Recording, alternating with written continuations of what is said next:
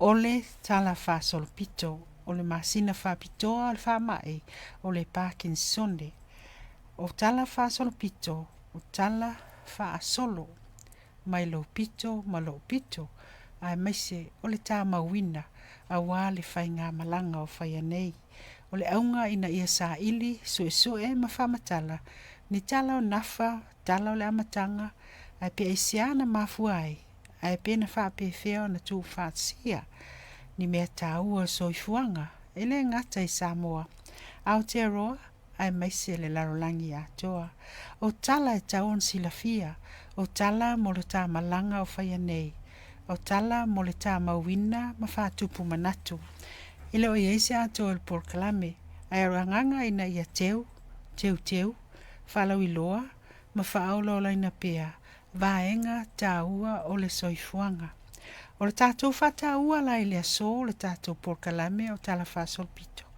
O le whaamai o le Parkinsone, po le Parkinson disease, o le tātou whatanoanga la o le sunga, i le whalitua i a alo ese le fono o i o le Pacific Liaison Coordinator, ia o lo nafa mafisota inga o le nei whaamai ai maise ia o porkalame fisosoani, whaolo laina ia fisosoani mo i lātou o a fia masoifua ma le nei ngase whatala whatu i lau sunga i le whalitua le nea fiafi vai atu whafunga anga Samoa.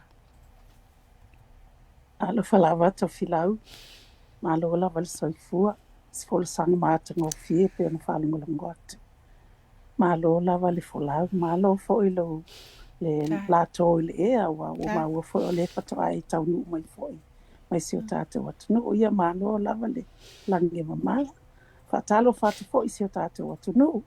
Paua mai le tātou po kalame le nei a fiafi. Ia tātou a wai whapepe o na saunoa le fionga le taitai fo o tātou po kalame le nei po. Malo, whaftai mo alo whaanga foi, ia matapua inga foi. Ia leo tātou toi whelo ai, iluma nuu pe ula lea upu. Ia ilungo le ea, ia mane i ala whateko nolosi. Ia na whatawa pena ina le au popoto, ia o tātou whelo ai ai. Malo so i fua manuia. Mua o le wha malo. Whaftai sa ili malo. Taimi sa tātara noa i se tulo, whafonga anga sa moe masina e lua utonai. Ia sa le i whatino ina na o le sauninga. Ia a le masina utonai o me. Lea sa mana i ai nai o e lau sunga le mtanga luenga. Wala malo New Zealand. E ala mai i se whailonga whapitoa le minista so i fua malo loina. Ona o lau tautua. Pe ona iai le mafuanga o tā mafuta e nea fiafi. Whalau iloa ina o ngā luenga o lo whianga i moe. O le tauna watulu mātou wha malo i lau sunga. Ia ilo sa ili malo le alofa. Ia awa foi le tau aveina o tiute. E le tutongia ai wha avai lungo le alofa. Ma le anga le lei. Whaftai lawa to whilau. Malo. Oa lava e tau whai loa ma. Ia e whaftai sau lava lau tau wanga. Whaftai. E whawai la mo le alofa. Mali e. Ua whafonga sa moa. Nutu au doa wa. Tele la tō o mantua ina ta whatal noanga mō mua. Ia e mese foi. Ia ole te leo le coverage. Ia lea na whapea na lolofi atu le au whai televise ma au whai newspaper. Whatal noa lau sunga le whalitua. Ina ua i loa lea whaaloalo tā ua. Ona ua ta tawai. A maise. Ia ole amatanga sa whapea na tau amatamata mai ai. Ia a leo tino mai ringa luenga. Ma lo lava. Ia e fo i lava le vi inga i le atua. Ia i le whao ngā ina o lo soifua. Ia ua tātou whai mea i loa ai. Lea u tātou tala noa ai. Au tātou i loa. Ia o lea lawa e su mai. O na iai ni whalau i loa tā ua.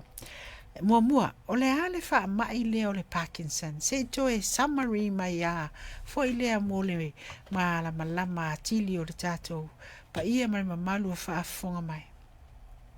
Whaftai lava ta whilau. Ia o le insoni. Ia le wata wha samo ina le ta wha mai. Mane. Parkinsone. Ia o le wha mai e mafua i le whai ai. Whai ai o tangata soifua. Ia. ona e iai le chemical e iai te tono lona whai ai. Ia a whaina o nisi lava ua le ai. Ia. A tunu o ina tonu a le a mata mai ai o na wa aia unga fo i lea o le silou a ua piwa. O whai maalie ia le ngā ioi.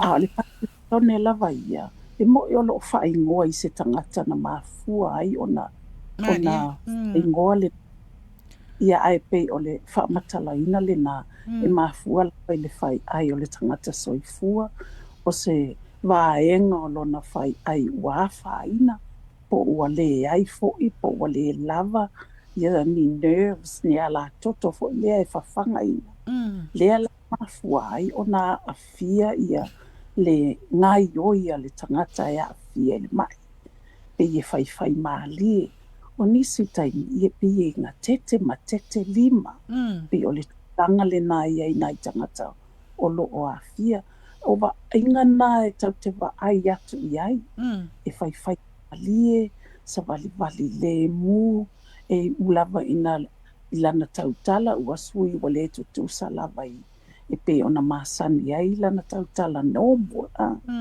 ia e pe o aunga umana e mafua mai le vaenga la lea o lona whai ai lea la ua le ai le vaenga le nā a le tau mawhai la vesa ili po lea tonu lava lona mafua anga ia manai tonga fiti ia ua maue e nai fo ma e fesoa so ani ai i nai tangata o loo hafia ai pe o le winga le nā le mai e ia iona o a unga e leva aia not medical symptoms say e pe o depression o le loto popole anxiety ia po ti ngā foi tātou te le ilo atu o lātou ti ngā e ilo lava ti ngā ia ona ua tātou wa aia lava ua le pai ona tala noa mai mana o mia fo i se fisoasoani ia ai pe o le tūlanga le nā tawhilau i le mai pe o le fisinia Whawhetai. Ese le tā ua o lau whaasoa mai. Wai te whaasoa mai i loa. Whaasoa mai o lo lua whaafsanga i aso uma. Ia pe ale a whaina i lau sunga whatua me se fo i le a fionga a le tuala. Ai tā a fisili atu la. O le masina nena wai atu whailonga le fitus fultau sanga o le a fionga a le tuala.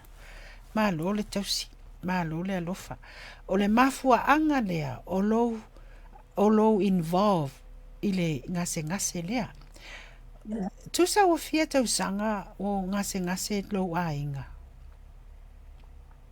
o fua ua le tuala ua 2 tau sanga talunga ona diagnose ona maua o le mai lea ai pe o le 5 o tau sanga i luma atu ua lewa na feoa i esa ili tonga fiti ona ti ngā ma ona aunga fo mai ia i fo Samoa a o i Samoa ia sa ili lava fo ai pe ta ia le ai lava sa ili mai fo i lai fo mai fo i nei palangi ma ia o le tala lava e iai vaenga o lona tino la ua whaina mai meo whaata ai whai mai e le mawhai ona whai e se tonga fiti ta oto ona o matu ia o tamina pe na le masi fulu tau sanga po le whaasipulu montupu a ua 2 tau sanga talu ona afia fua ona inu whala au po ua maua o le Parkinson le ua wala vea ai ia ai pe usa amali tolu sifulu montupu tau sanga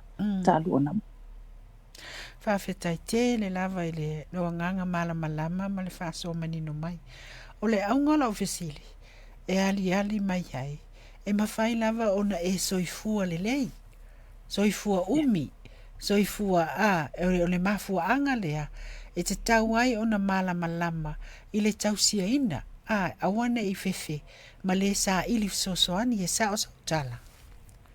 Ale le lava lau saunoanga sa ale le o le mai e umi lava na ia te oe o lo soifua e te soifua ma le mai you live with Parkinson po le lava le umi o lo soifua e te soifua lava ma le mai o le tāua fo le nato fi lau e peona e saunoa le tāua lenā o le va'aiga Ia. ke auā e lē o se mai e o taeao ia ua alu ese pe ai ese fualaau Malia. e ina la fualaau ae fa'aau au pea le a le umi o lou soifua e te soifua lava ma le mai Mana ia. ia foi fo'i le lagona inai tagata fo'i mai se nai uta fo'i ua e pe te le nai tina o lo'o latou va'aia fo'i ia nai o latou aiga o mamai po o nai whanau ono sai fa'afiafia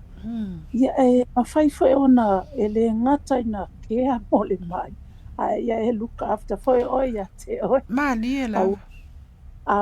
o ina whaale e tonu ia o ai awa ia le mai ai pe o tūlanga le nātou whila ona ua e fesili i oe tau ona le lei lava ona tau ia na i o tātou tangata a loloa whale le iai ia ona mau fo i lea o le mawhitanga fia Malia whaftai. Te moli mau atu o le masina o tuana i sa whai e se whaalau i loa.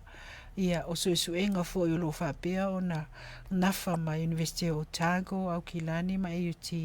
A wala wala sa ilinga o sosoani mo le Parkinson.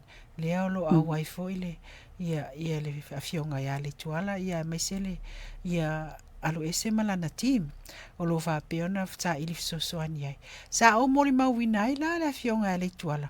Ma losi le lei. Siva vealua e tūlanga whapena. O le mea na pe te mana o tapo kalame le fiafi nei. Ia ave ese le popole.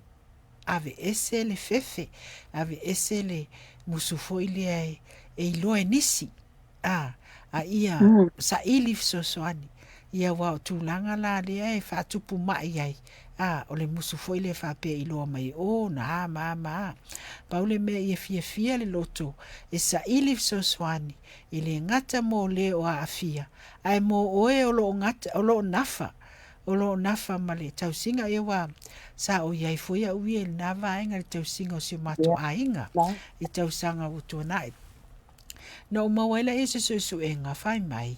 E tu sa o afam talanga vai atu le tapo inga Samoa.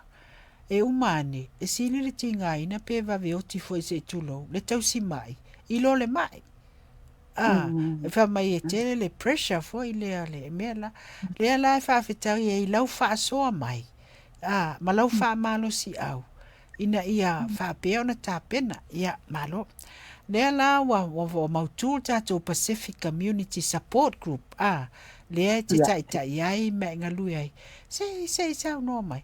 E wale na ama tata noanga mua ia e sawa mai la lo in Vekango ali fo ilunga o ia Wellington sau i nei o fa pe na nganu lu fa tasi malo la o ia la se so ani le malo New Zealand ile tau tu fa sa si o le lango le mo tato tangata Pasifika to fi lau te talia tu lava maleanga pa adoana ele ai ia ai te talu fo ato e alu le nei tāpenanga ma nei fisoasoani ia tonu le lumanai ia ona fisoasoani mai ai leo nisi le tātou mafitanga nei tau atia ai le ai se fisoasoani le taimi nei e tangi lava lima io fo i taimi ia vanoa ona i tangata tu lava ngā kuenga ia ai whaatasi le mato aso tasi le matai oka talo fai ia o le sina na Samoa se sila le loto alofa ma le loto nau ia maua le sosoani ia o lo ia i tātou tamali ia tātou ainga lo afia ia o lo tangi ai lima ia i lato lea lae malama mai e ia tau whalau i loa le masina nei o lea lava sa o le lei lava o le aso duas fuluona o le aso tona ia o iulai ai la le whalau i loa le na ia whai lai mangele te tala noa atu atilianga iai mana ia o le whalau i loa lea sa moa e lau whafonga mai o le aso duas fuluona o le aso tona i lea o matou tu whaatasia lea porkalame ina ia au mai ai fo i lea tangata e maua tonu ai lava le tali o se mea o loo e fia sila fiaina i le aso le e tasi. Au mai ai fō mai whapitoa o tangata foi lea e physiotherapist wai au Manea. ngā te le foi le exercise o le siva e pe ona e maua mai ia le Yeah. tuala exercise ta e wha mā losi e le tino e iei foi nā tangata e iei tangata lātou te wa aia ia meo whala au ma tau mawhiti ia ua tau mawhai ia ina i o tātou a inga ia e mawhatia ai o le whaalau i loa mo tangata Pasifika o nei o loo maua e toa tele nei tangata e la vea i le mai a he le o i loa e le o whatoa ina fo i lea ia pē lai fo i lava e nofo nofo hala atou ia o le mea o le a ia lava le nā le tangata ai e pē fo i le leo le au ngā o ne tasi le vaenga e hatili ai le mai ma vave ai le mai o no isolate e te nofo a oe ma ave ese oe mai le society o isi tangata. Nei polonga to tasi ai ala ia. Ia na nofo to atasi ai alia whaafisanga ia na o siona ia aina. Ele o maua atu. La ia ina isi tangata e pēla wa uia. La fo ia fia lava ono le tūlanga le na. Pe o le whaalau i loa le na o le tele ia o mātou stallholders pe maua lava le se fulu whanga i lunga o i la wa ofo mai o providers fo mai o pe o le Etu Pasifika mapo mai ia rufo pupualii ia o i le neurologist o physiotherapist nutritionist e tangata wa aia ia tau mafa ma mea ai e mawhaia ona wha solo tala noa i nā tangata po o le ale mafua angai e le le iai wa o le sinea wa pe o tātou whaasāsana e tātou aina i lea mea ai ma lea mea ai ai tatala lava so se tau mafa ai o le so ona whaia e o ai tau mafa tātou e tatala lava a whapea o le talo e masoa tele le masoa ai le ai e tatala lava pawa le mea o le fuafua le angai fia tele iai le mai fia iai o tātou tangata o le latu matai ai lea o le luau ma le talo mea le na o le whailoa la le na o le aso lua e whailai mangele i le fale sao tonga tonga mito o le mea tonga le whaafsanga i tonu lava ma le fili marketi le aluanga i fili marketi mangele le ele awala le ai le supermarket na ponga e lata la nga i le Westpac ma le Pack and Save o le aso lua sefulu ono Iulai i le sefulu le taeao i le lua e whai ai le Pacific Parkinson's Awareness Day o lo te whaitau mai lau pena lau posta e loto whale ia Tongan Parish Methodist Church e tolusu wha Orly Ave O-R-L-Y i mangele au kilani ia o lo tatala le avanoa a inga ia poea e avanoa o lo fia malama fo i leanga se ngase e le iloa lava ala vai ia o leo te vavai atu e tatauna le stala e maua le free ticket maua le lunch ia ma pe ale stala ia le pepane le stala le atu ina atu i lunga o le Facebook a tatu le tio ia awala tapena atu e ai tau malo whapitoa ia e saunoa i le aso le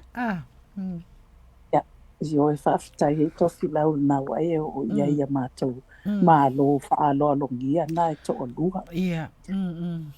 Wa e tanga iai o toa Fraser. Io e. I ta fo ia wa lau i loa fo i o ia o le tangata i whanga Io e. O director o le rata le o le Sweet Tooth. E uia o tele i matamata ai. Se i umano matamata ai le. Ai o le Samoa pe af Samoa e af fiti stama ai fa fitai wa mato mo fai ona maua mai ona o ia ua la vea ai le mai e Parkinson ia to Fraser ia le so malo fa lo ia ia o le fo mai fa pitoa lava le na o fai ai o Dr. Patel o le neurologist aua tonu ia tali o ni fesili fo ilea o ni mea o fia malama a tili ai ia e mamalu nuu. Tua mana ia. O lo te vai le mana ia o le logo. Together we are strong. Ia, Ngā lue fantasi e malosi ai tātou o lo iei fesili. E te malama le Parkinson disease. Ia o lo iei pe unsau no le sunga ia alo esi. O le atele le fisosoani e te mauma iai. Ia susu atu, a fio atu. Ia e whaalawi loa. Ia e tele ai le malama. Ia whapea o na tele le malama o le ne ngase. Ia wala e tauna. Na whaipe na whaafonga mai ai. Ia e mwhaiana e soifua moe. A ia i loa la au wala le lei. Ia ele ngata e tausia ai le o lo ngase. Poa a fia. Ia a o le ainga atoa. Tauna malama umai le ainga atoa i fuafuanga matulanga whapea. Ai awatau te fefe ai se tulo. Fo ile pe mumusu ai te ua o mai. Lea malama lea tūlanga le ai. E o mai mala bata tō le tā pena. Ia wala. E o e wha malama ai. Ia matūlanga wha pia pela na e sau noa le vaenga lea. I le tele. Tele o le wha alau i loa. O le tele o i la tō o lo wha pia o na o atu pe foi la o le mapu maia. O se tasi o provider Pacifica. O lo ngā lua i foi le foi fata no atu le fia fineli fatua ia rufo. O i la tō wa iai le sila fia. Wa malama le lei vaenga ese. Ia wai o ia ta ita istem ta tele atu o le malama i fuala au. Ia matulanga. Wa se se foi le inunga o fuala au matulanga vapena. Tupo i foi si ma. Ia sale le pasang nga pole misi fo. Pole misi fo. Ele fo. Ia pe a fa fonga mai lava nisi fo yo. Ona e ia na tangata na vili mai. Ia. Fa fonga mai fo. O le tele o le ino fo ala au fa pe ai. E te ai. O ia ele fa fita o. Ai o le tele ato la wino. O le a tili ele na wa mai o ai o e overdose. Yeah. Na le il pale mai.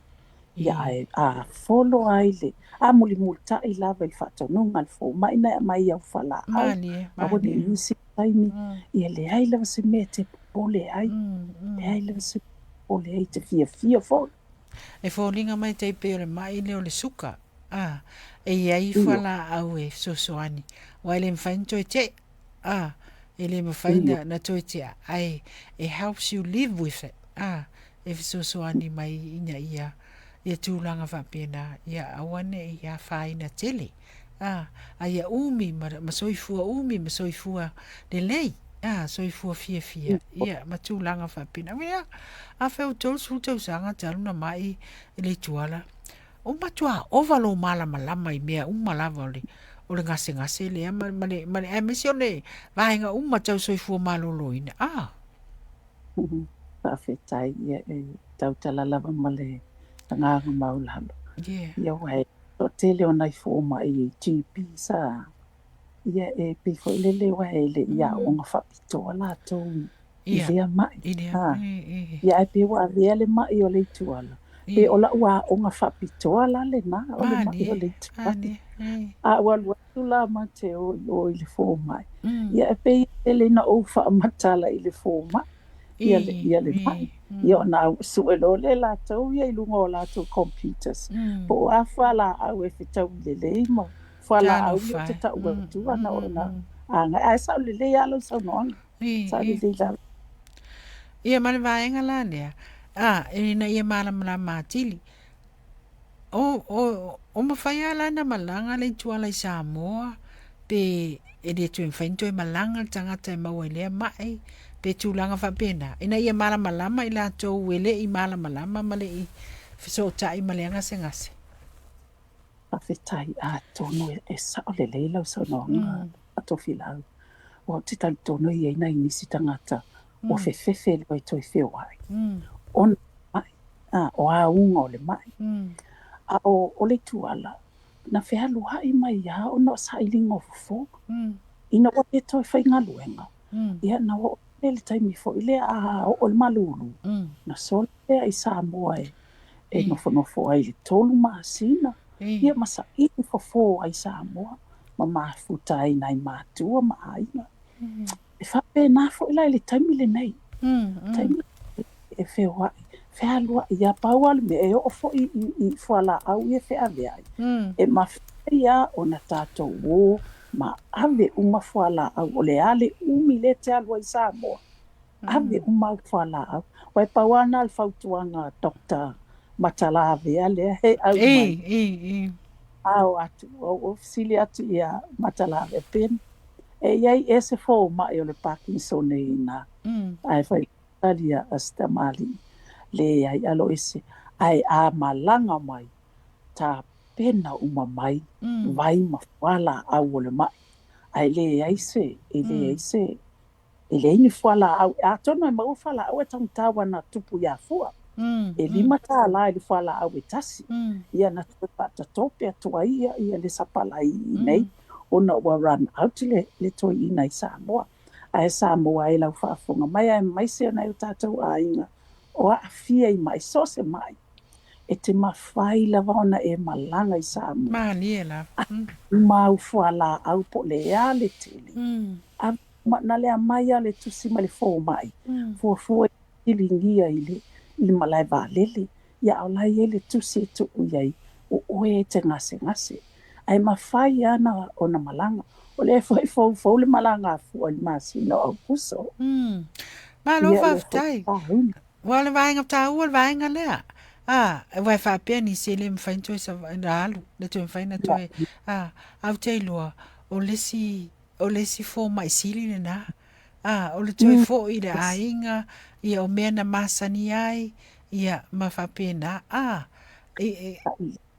ma te lo fo mai o Parkinson we te mine o wale vana ana matua wata no o lo te ioi wale vana fa sanga Parkinson ioi le vana lu va ia sei vai ile soi fu la le o le tuala o no le o la tau singa ele tau se luatu ale o le nganga le porkalame ia manino ia malama ia mafapia ia wa pela ona tala mai pe ele au ngol porkalame tala fa sol pito o le tala lea e nga i lea ngase lea la o ware tatal noanga moa e pe ele se mai Pasifika fa pe ele mama e tanga te Pasifika se tulo ia a lea o mai ia o tele tato a tonu foi e nisi ele o malama ia e tulanga lea ia mafua mai lo sa ili malo ia matulanga fa pe lea la o tele ele iloa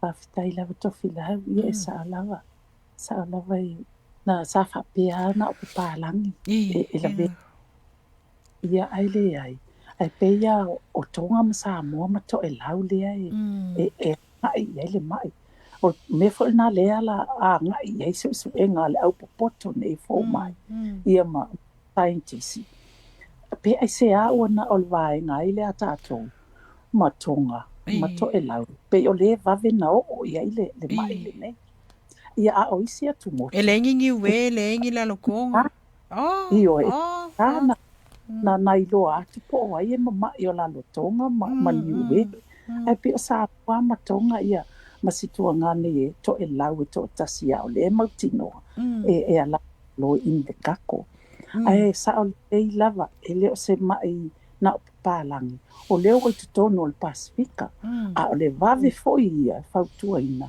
o le vave foi ia a wa fia ai nei tupulanga ma nei whanau le ale la i te tausanga ai tamaiti ai nei whanau na mama i le sfulu lua tausanga ola ka no fai le o mai al taimi nei o le tamaiti ti lea laua wa matua laua i rest home ai ala ave le rest home le fa pe ua ai na ave ia ye siona anti la e fai na wenga ai le rest home e alofa ia e si e atu e nofo ai ma va ai na ia better e better environment mo ia tuagane foʻi po o se atalii foʻi e lē matua toʻalua sepuafitu ona tausaga ia lona unuga afai e uta leʻi fesiligia po o le a le umi talu ona maʻi ia ona fua leʻi ai e la iti tele isi tamaiti na isi anau e maua ai ae sa faapea o le maʻi o tagata matutua ai leai ua toʻatele nai tagata e talavou ma laiti ua hoʻo i ai le faiga foʻi lenei maʻi malo ole aoga ole faasoa lenei afiafi faafetai lau ua tele vaega ua o leo malamalama ia a me se foi faafogaaga ma le tapuaʻiga Samoa i le tapol kalame muamua e mafaina afia iā sosesi me afia sosesi o i tatou lona lua e so se tausaga lava e le faapea na o e matutua pe o le mafaufauga na le sai ai leai sa tele foi te tunuga faapalagi faapea o le old age ma nisi vaega foi lea e mafuai a lea ua maua e ia ua e iai le au ia la tupulaga ma i latou po le tolu sefulu fasefulu ua maua ai o loo tapena foi la ia Parkinson's New Zealand le to te galue faatasi Yes. Ma te galulue faatasi lava ma le CEO Andrew Bell e le lei tele ia e Parkinson foi Parkinson e Parkinson foi ia Andrew Bell o siona tamā foi sa Parkinson o le mea na alaina na taumafai e alo e faigaluega i le Parkinson New Zealand ona ia sa kea ina lona tamā o ia sa ia lona tamā o mai ia ua maliu lasi ona tamā ia ona apalai ai loa la ia i le avanoa lea le Parkinson New Zealand ma te galu faatasi a la ma si tuagane lea o Andrew Bell soasoani foʻi le faigoa matou pepa nei ae mese o le sitala o lenā e sponsor e le Parkinson New Zealand ia ua e ona tatalanoa e lē aini tupea a lenei mafutaga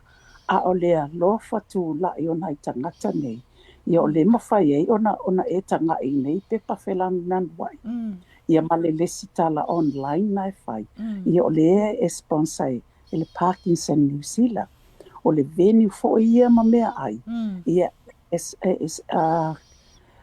fesoasoani mai foʻi ai ia sitasi o researcher o Christina lea vaaia ia lesi foʻi research i tagata foʻi e vave ona maua le Parkinson e le 5 tausaga talofa o ia tao o mai lai suesuenga o le aso le sa au ai atu te whaalauloina o suesuenga tele lea no whalongo i foʻi la se vai atu lo whafunganga Samoa o le nau ta inga o le au suesue ina ia maua ni sosoani mo i latou o lo afia ai mese i foi o ainga pela ona ia tina ia alo ese i te vai atu ta fuelo swafa ne afiafi o le ala sau sila i suesuenga nei o le ase sau va ai mamau i ai o laʻu mai tau tofi lau na ua e faafesili e tulaga aogā tele o se vaega e aogā tele atono i le aogā mai le taimi lenei a latou saʻiga ia a o le maʻi e lē faapegata ai mani nei te tatou tele iloa atu pe ona e taʻua alau vai mani tatou te mai loa pe iai nisi o tatou auaiga te iua mau iai mulimuli i nisi o augā tupulaga ae la avea ia nei saʻiliga le aafia ai le vaega lea mamaʻi taimi nei ia ma matou foʻi o loo fesiligia e nai tagata suʻesuʻe nei e fesoasoani ai le saʻiliga lava o se vaifofō o lenei maʻi ua e lua lava mea la ua talitonu i ai latou o le mea o le jeans e sasolo le toto ia ma le siʻosiʻomaga pe o na e lua la e lilifa i ai le latou saʻiliga ae mese foʻi e oo foʻi lava iā Jay Fox Michael o le J. fo i Fox hui le. whanga i ngā le lātou sailinga o so solo i le toto ia e mai se foi o le environment o le si o manga o lo o la i tangata ia a lo fai a pesa i linga i lau fesili la i le vaai le lumanai a le fo i e feso soani mai nai nei tangata e se le feso soani e le mawhaina mātou whātou nuina le awareness day lea pe ana le ai fo ina i tangata su e nei i le alo lofa o le alo lofa ia mātou ai e lau te iloa lava e le whapea o mawani mātou tupe Male. e whai e le stala ina fo i le mātou mawhutanga whapea e whai ngofie ai ona a pala i atu na maumelo tupe whatino ai le asolo ai ona i tangata i o lea o lo ofiseo soani o researchers ia whatasi foi ma le community board o Tarampapa toi toi Male. ai pe o researchers ia e fiso soani te lele whatino ina o ne ngā luenga ia mau mātou taimi ato filau Male la. o mātou taimi manai tangata mamai Ia se suenga o te malama i sa fai o tago. ia E fai la i se ainga maoli up north somewhere.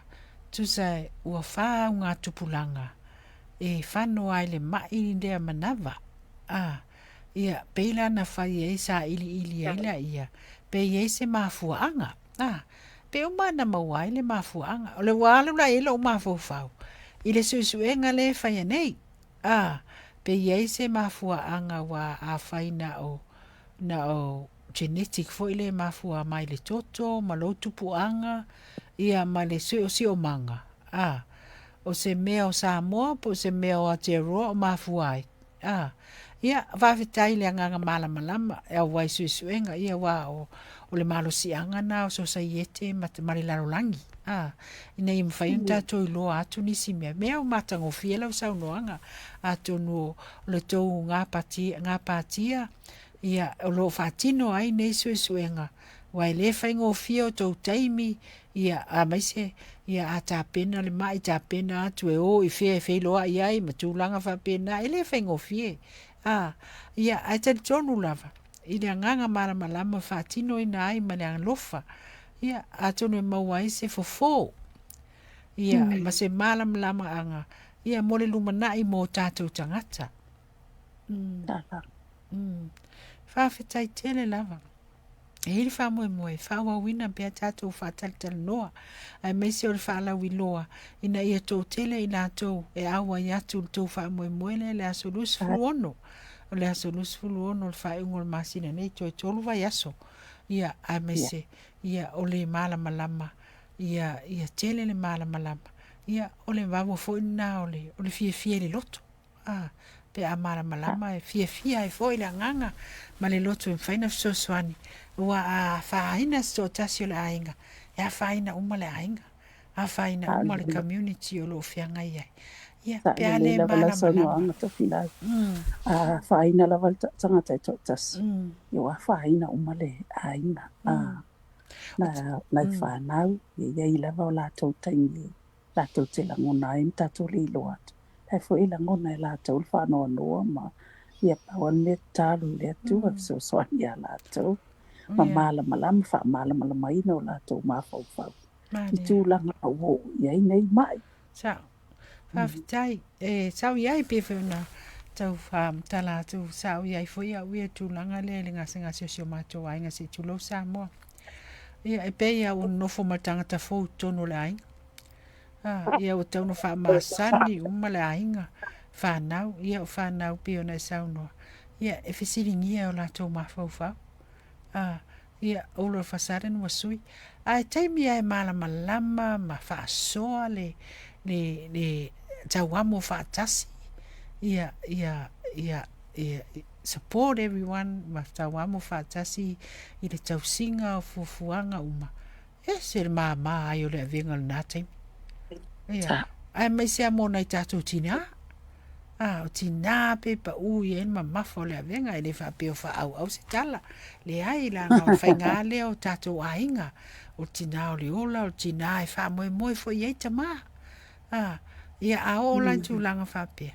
ia e taun tātou tau whai o uma saili fisosoani ia e mawhai e tātou malama e fisosoani aver whanau e malama e voi lātou ia matulanga Ioi, e lor sa. whapea au pisa lai mai papa au pisa lai ia ele e wha malama iai e tūlanga whapena ia na tumpu ai lor te mai titi ua te lele malama Alo, whawhetai. Whawhetai le tā mawhitanga nea fiafi. Ia ua te le, ia te mawaiga whaasua mai. Ia e te momoli atua i le mātou whaamalo, ia te oe e leo ni o viinga. Fo i le viinga i le atua, i whaunga ina oe, i malaua lofa, malaua anga le lei. Ua le ngata i tono lo wainga. Ia leo ua tau masuasua atu, ma whaapeo na fsuasuani le tātou Community Pasifika o te talo. Ia lofa le atua fua e pēle malosi o le fia ma loto tele ia te oe. Ia awale tau aveina o tiute whai o na whianga iai. Ia meisi o tiute whai wha awau tonu le ainga. Ia tu atu ne awa no whaiu. Ia pole ase mea whea.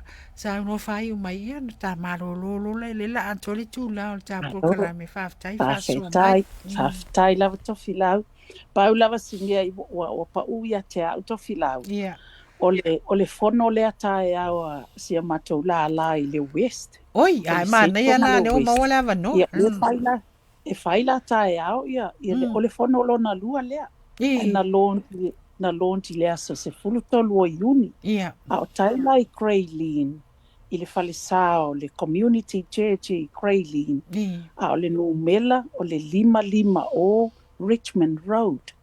O le se fulu fo ilo na taimi a, se fulu tasi lo na taimi a mata. Ia o na tātou fia mafuta i fo ilea. O le tō telefo i ona i tangata i le West ma le Central. E le whainatana o mai i papatoe toe pe a whai mātou fono. Ia au leila ta lata ia o e anga ia ne ia i lātou. Tō telefo i e na umal tā kalame ai vili mai. Ia au tō telefo i na i le West. Ia ai hopo lai whaafafonga mai. Ia ono sa i atu tātou mafuta ai. Tae au li se fulu tasi. Ia lai fo i sa uni e mata whaama le lātou wāenga fo i nā i le West ia. Se tātou tau mawhitanga tae au. O le ale address. O le se fulu tasi, o le 5 se lau 5 se fulu Richmond Road, o le Craylene Community Church. E whai iai. Community Church, Craylene, 550 Richmond Road. Ia le address. Ia, o le talia so se tasi alo ese? Io e so se si lava. E talia so se tasi. Taimana ia. Ia. Ia ai whaafetai tele lava mo le tapo kalame whaafetai mo lo ua vano whaaulo. Ia o le afo i se whaafonga mai Samoa. Le afo i sau whaafonga tofi lau le tātou talanoa. Ia malula wa ave i whale pawa i eise. Se whaamatalanga ua le tala whia ngai pa o po ua pa o papa fo i lau whaafonga mai. Ia ai matua tu lava i nā Samoa. Le ngā luenga lava ia na o le whatau nuu lava. E le iloa lava le tangata lona se pe upu le atu nuu o masani ai. Ai ia lofa mai le atua. Whamiluia si o tātou atu nuu. Ai mai se foi si o mātou a inga Parkinson. Ia a lo lofa ono sai o tau nai vai nai mai. Ia ai ono sai atu foi tai au tātou mawhitanga. Te whaasoa ia ai fo inisi mea manatu ia olo ia le avanoa tai au. Ma le whaalo te le lava tofi lau. Alo whaafitai. Ia, nā Samoa wai whaafonga. Ia, estasi o rupe whaalele. Lo whaapeo na tū mai le foi. Ia, awa foi le taitaina o le ainga Parkinson's. Ia maua le sosoani mo tātou mātua. O uso tuangane o whanau. Lo whaapeo na afia le nei ngase. Ia, e meise foi le pamalu o ainga. Ia, o ane tai au. Rau tā pena mai e mta whama. Alo ese le tau mawhitanga. O le mea sili, o le mafuta. O le mafuta, ia, malu ese ma le fale se i wha manava fo le fale ia. Ia, o ese au e tafa whau. Ia, i fui Craylene, mana ia i o Craylene. Ia, e vai. Ia, ma le lei, whawhetai. Alo whaatu, ia, le tuala ma. Ia, alo whaatu. Ia, whawhetai mo le whasoa nea fiafi soifua mai e manuia. Ia, soifua la.